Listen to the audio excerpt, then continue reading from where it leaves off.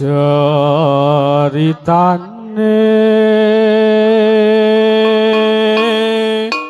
wayang Jawi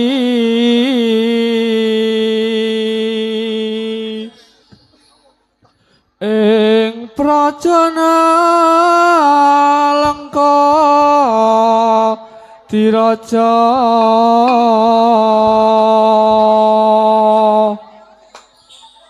Rawana raja arane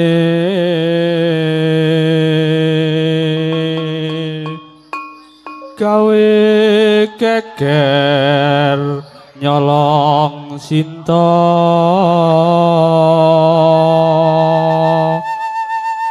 Anuman tancu kumandang Nalengka wis dadi awu kopong gedhe tuning praja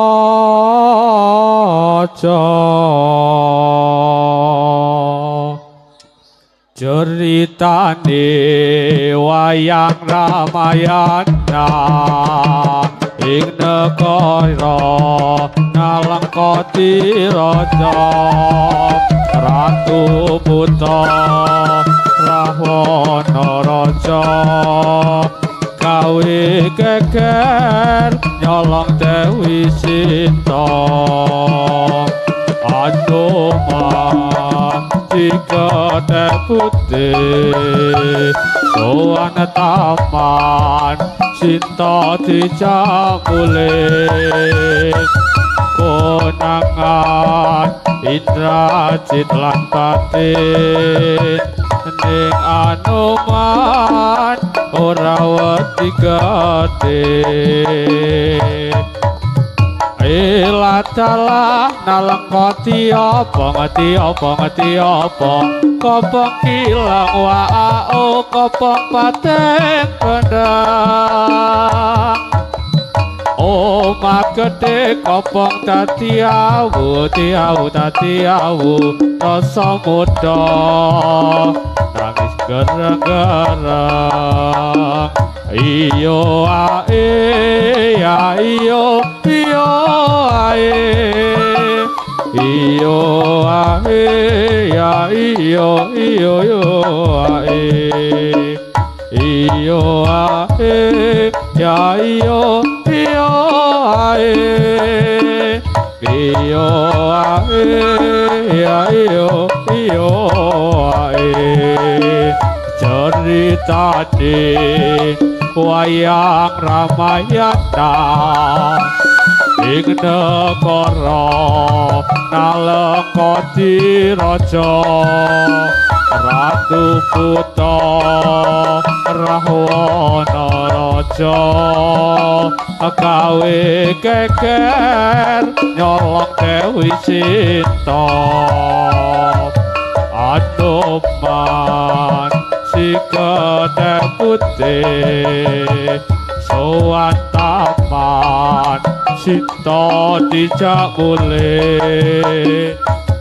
konangan Indrajit lan Batin ning Anuman ora wedi gedhe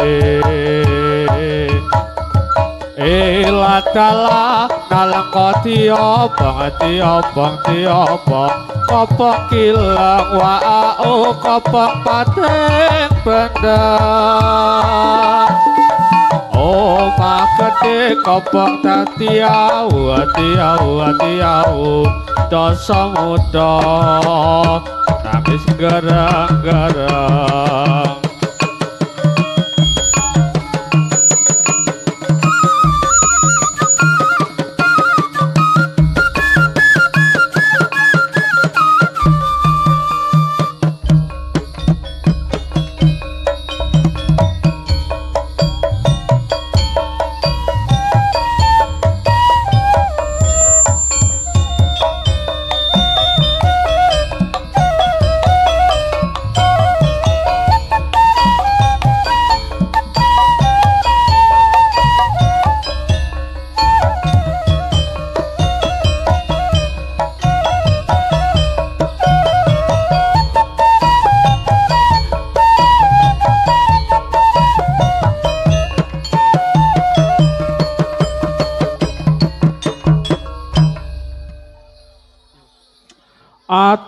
sugeng dumateng kang samya dateng amring sadi badan kula wujud dameng maleng-maleng ampun ngantos samya jinglen mangke mudah mesengereng atur priksa dumateng para pamirsa ageng alit kakung putri sepamuda sedaya yen wonten lepat kawula nyuwun tungging pangaksana kula niki lare saking pesona rimba dereng saged totolan udana negara sanyata saketipun lunga sapa kupatos pangupasiwa mila dipun cetaya kang samya mreksa ampun ngantos sami ngala Allah ing kawula najan kula rupa Allah nanging tasih kanca nira najan Allah rupa kula ameteni nanging tasih golongan santri sayekti sawak samiyang nglampahi kesenian warni-warni sampun cekap kang dados atur kawula mugi samya sekecakna lenggahira sedaya sinambi mreksa kawula kang rupane boten tata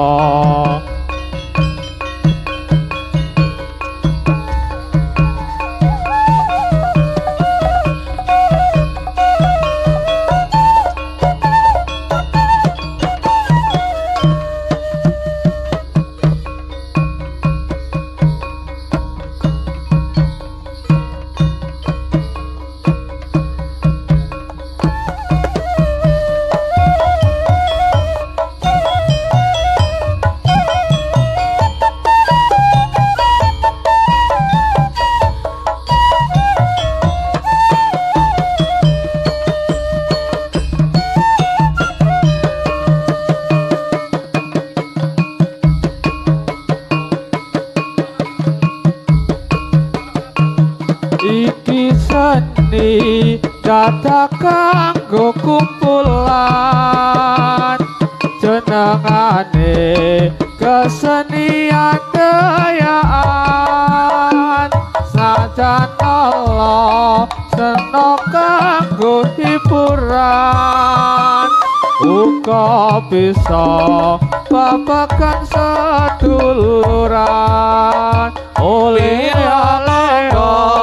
sedaya para pamirsa ageng alit kakung putri sepamuda sekecana anggenipun lampaira sinabi mreksa rupa kula boten tata aleo ole aleo ole aleo kena kanggo hiburan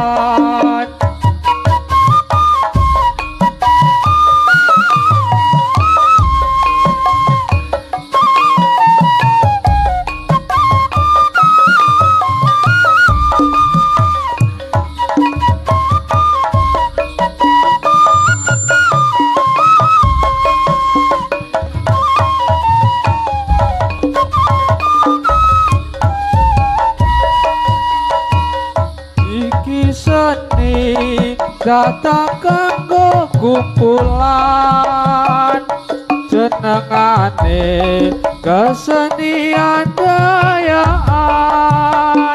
senajan Allah kena kanggo hiburan uga bisa babagan seduluran mila monggo sedaya para pamirsa ageng alit kakung putri sapa muda sakecana anggenipun langgaira sinambi priksa rupa kula boten tata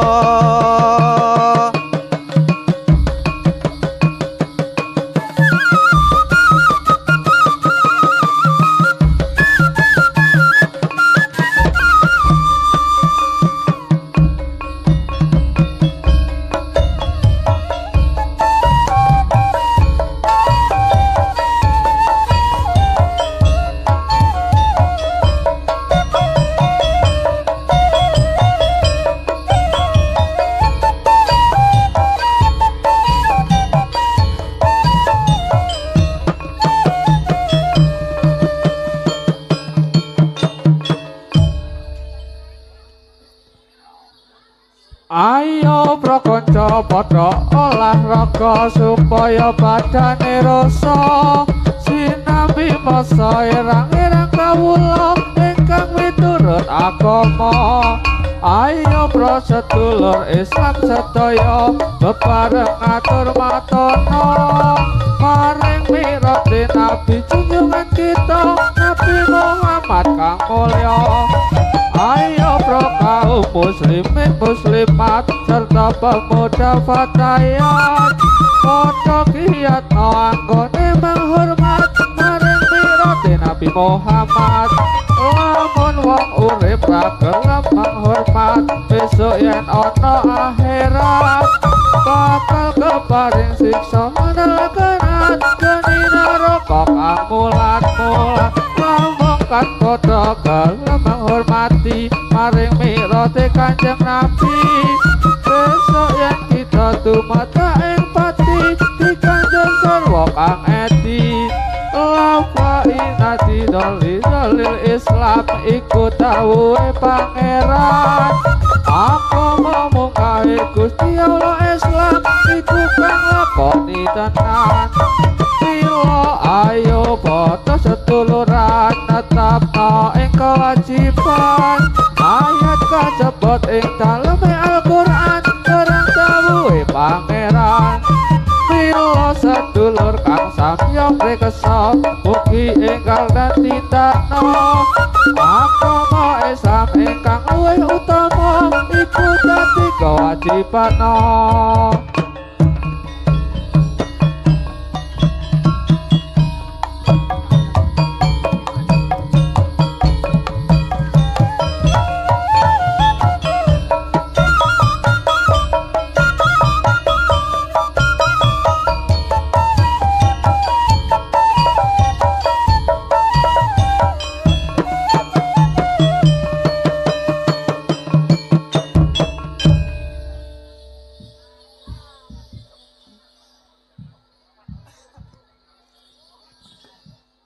Raga kang kajiret tresna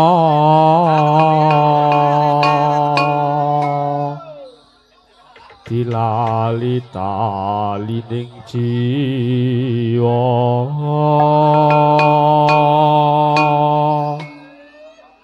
kegandrung parasmu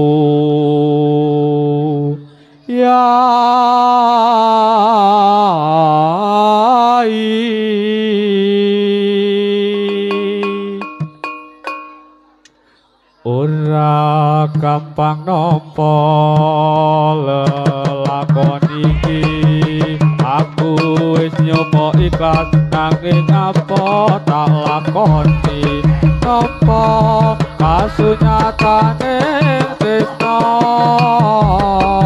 kowe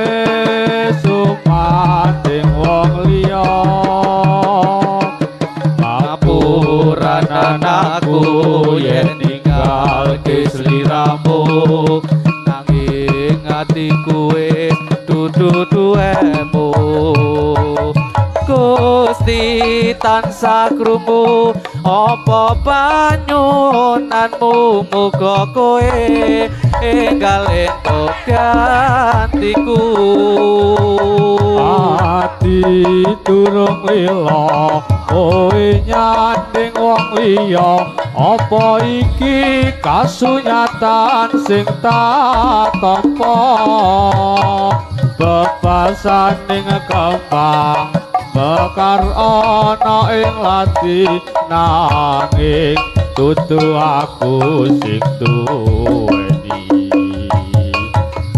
wis cukup laleno timbang atimu lara marga rasa tresno ra iso dipaksa atiku percaya yen kowe mesti bisa nglilake aku sumanding wong liya ora gampang nampa lelakon iki aku wis nyoba ikhlas nanging apa tak lakoni nampa kasunyatane tresna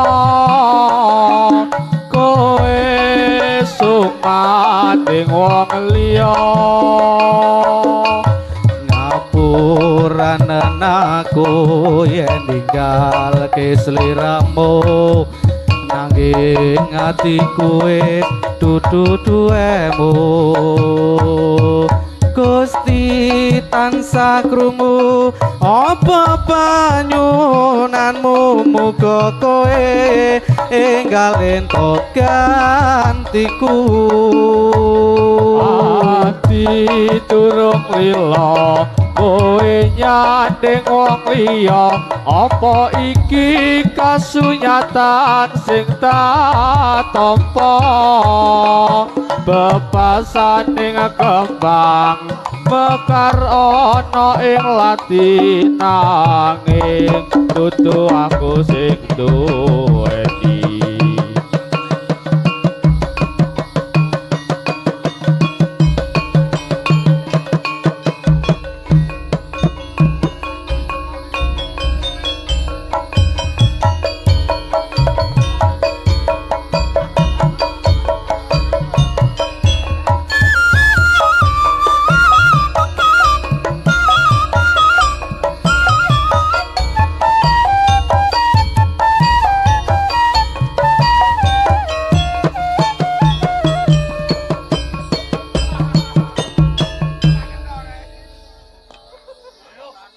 atur para kanca atur pambagya tumateng para rawuh sedaya matur nuwun sangeting rawuhnya ing pakempalan dalu punika Gusti Allah Maha Kuwasa karsa paring widodo atur para putra atur pambagya nyuwun ing bapak ibu sekara benda bau pikir lan tenaga sarta bantu kalawan jiwa raga Gusti Allah ingkang Maha Kuwasa karsa paring nugraha kita sesulo dumateng pangeran saged nindak ning kewajiban Dere dawuhe Gusti Pangeran sampun kasebat ing dalam Al-Qur'an Nabi Muhammad kang dados utusan kautus dening Pangeran atur para putra atur pambagya nyuwun ing bapak ibu sedaya benda bau pikir lan tenaga serta bantu kelawan jiwa raga Gusti Allah ingkang Maha Kuwasa karsa paring nugraha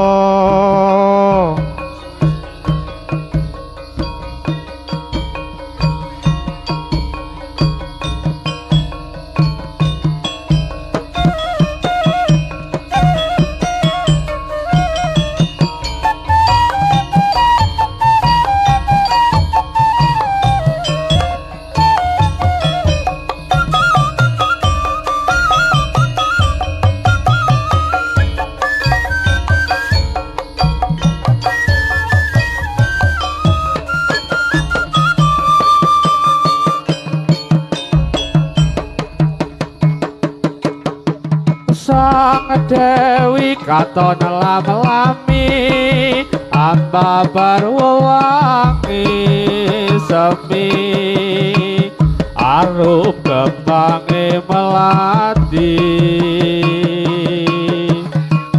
dasar wulane datari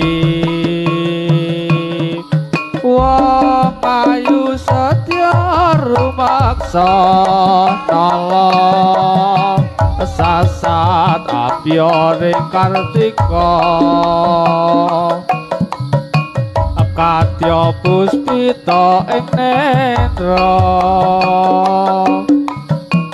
Panjakapi tresna rasa tresna kang sejati Mandiya lestari akitung tembang suci anjekseni sajroning sepi cahyamu andadari sarati najan kembange ati angen-angenmu melasno kawan miteri tanpa wangenan lumaku nembut marang kakapian merget manis ing sinawang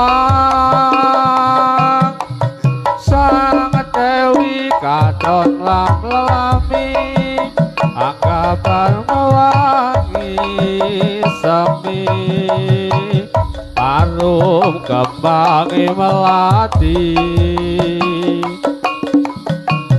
dasar wulane datari wong ayu setya rumaksa nolong sasat atrane kartika kadya puspita ing netra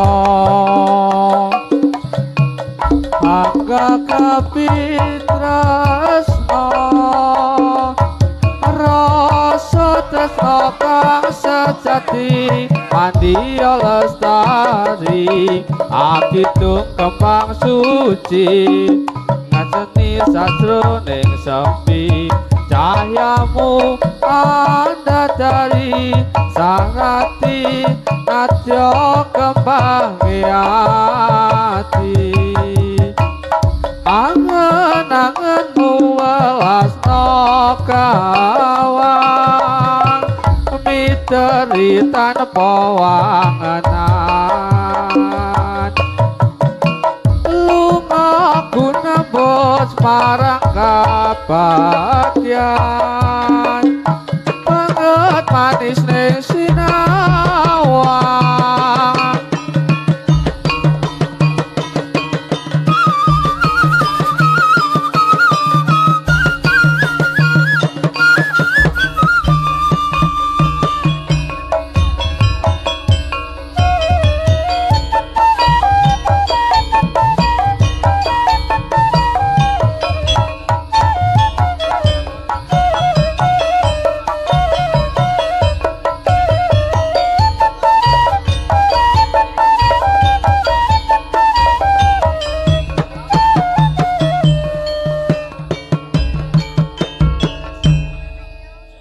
pada bulan Raja, bulan yang besar sekali. Pada bulan Raja, bulan yang besar sekali. Itu kewajiban umat Islam meringati. Karena waktu itu Isra Mi'raj Kanjeng Nabi. Pada waktu itu Isra Mi'raj Kanjeng Nabi Muhammadun Nabi wa alihi wa sahbihi. Maka mari kita bersama memperingati. Maka mari kita bersama memperingati. Oleh hukum Islam, pemuda sarto pemudi. Jika tidak hormat akan dapat konsekuensi. Jika tidak hormat akan dapat konsekuensi. Tetapi yang hormat diberi amal yang suci. Sapa wong urip kang ora gelem memperingati. Sapa wong urip kang ora gelem memperingati. Marang merotiro Nabi Muhammad kang suci. Kados sampun cekap kang dados atur kawula. Kados sampun cekap kang dados atur kawula. Kula badhe kantos critane urip ning donya. Pramila yen lepat kula nyuwun pangaksana. Pramila yen lepat nyuwun kuning pangaksana. Sedaya prakanca pemuda saking dusun mriki.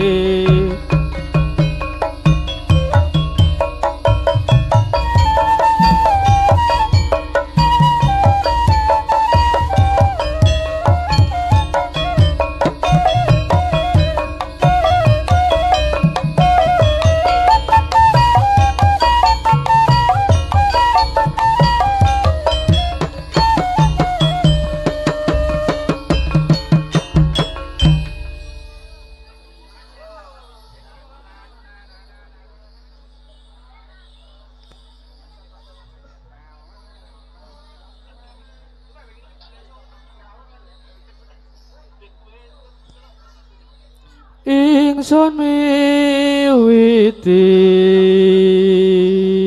seni kula niki.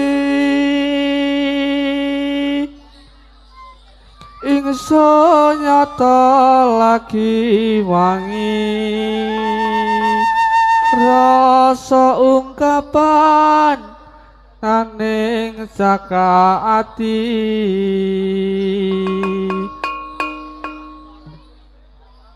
Ingsun miwiti seni kula niki. Ingsun nyata lagi nyanyi rasa ungkapan naning saka ati. Kula mangartiya dumateng sedaya pamirsa. Estu kula paring utana nyata lantip saking kathah muda. Mugi minggatena seni niki nyata saking desa. Asonari banyuwun grembaka endah ing grembaka kantos ing Nuswantara. Among pamuji maring kersane Gusti. Mugi Gusti ngijabahi pentas seni wonten ing wekdal mriki. Mula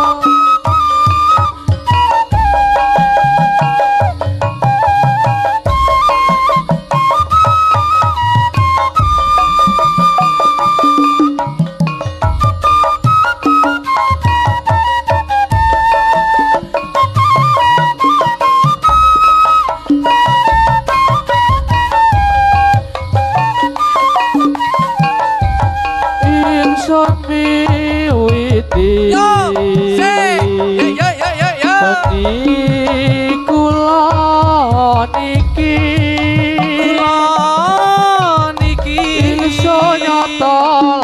wangi rasa ungkapan kating cakaati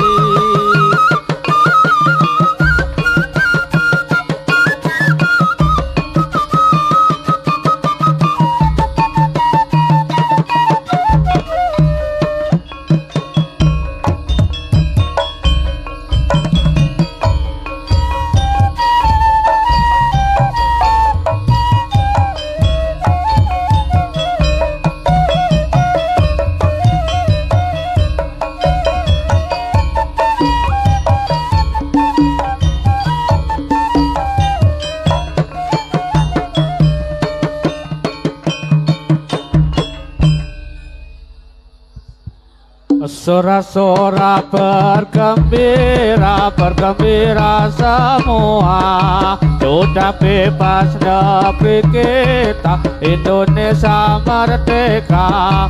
Indonesia merdeka, merdeka. Tujuh bahagia, itulah hak milik kita untuk selama-lamanya. Sorak-sorak bergembira, bergembira semua.